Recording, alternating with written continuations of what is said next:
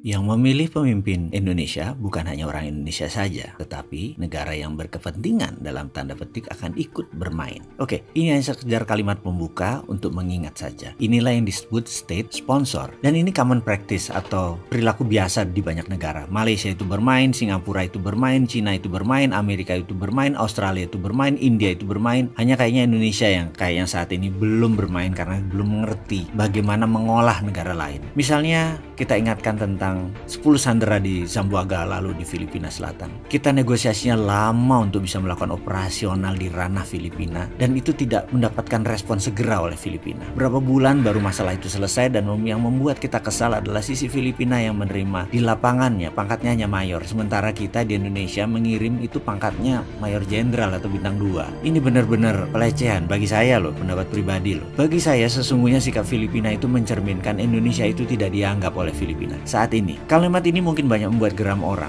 Kok bisa Indonesia tidak dianggap oleh Filipina? Tetapi banyak sih yang pejabat mungkin karena tidak mengerti, jadi menganggap biasa-biasa aja hubungan dengan Filipina. Tapi tidak bagi orang memahami bagaimana tata negara yang benar. Jadi saya berani mengatakan bahwa Indonesia itu tidak dianggap oleh Filipina. Kita mundur sebentar ke zaman Pak Harto waktu berkuasa dulu. Bandingkan dengan peristiwa pembajakan Woyla yang mendarat di Don Muang, Thailand. Indonesia diperlakukan beda oleh Thailand waktu itu dibandingkan dengan Filipina sekarang. Dengan reaksi cepat Pak Yoga, Pak Beni, dan Pak Harto dalam waktu 2 jam sudah mendapat clearance izin dari Menteri Pertahanan Thailand dan Indonesia bisa mendaratkan pasukan di sana dengan full battle suit dengan menggunakan baju dan perlengkapan perang yang lengkap. Pronto, segera. Sebentar, sebut intermezzo ya. Saya mau memberikan pelajaran pengingat bahwa ada istilah militer kalau berkenan ya. Begini, sebuah negara tidak akan mengizinkan tentara negara lain masuk ke wilayah negaranya dengan full battle suit. Tidak boleh masuk sebuah negara dengan menggunakan baju perang karena itu bisa diartikan adalah okupansi atau penaklukan. Jadi, kalau masuk tidak boleh pakai baju perang atau bawa peralatan perang, harus pakai baju harian biasa atau sipil. Dalam kasus tentara Indonesia di Filipina, kita itu harus copot ornamen perang kita dan kita jadi swasta di sana.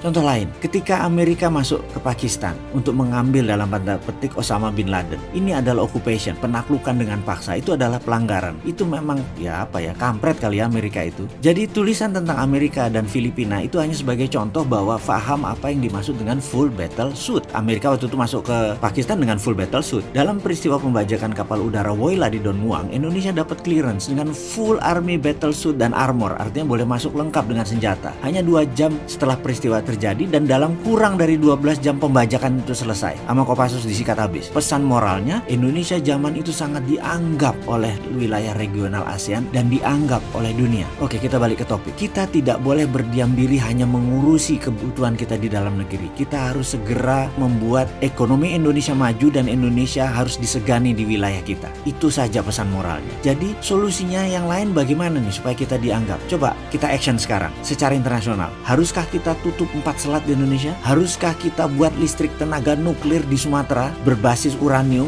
Dari mana uraniumnya? Dari Freeport, dari Koppel Smelter yang nanti kita akan bangun itu menghasilkan uranium. Itu bisa menjadi bahan baku untuk proyek listrik tenaga nuklir di Sumatera. Bahkan belikan listriknya itu ke Singapura atau ke Malaysia. Mereka butuh listrik. Atau ada cara lain yang lebih positif seperti Gajah Mada waktu menaklukkan Nusantara dulu. Pertanyaannya sekarang, ada nggak sih yang berpikir tentang bagaimana supaya membuat Indonesia dianggap oleh dunia?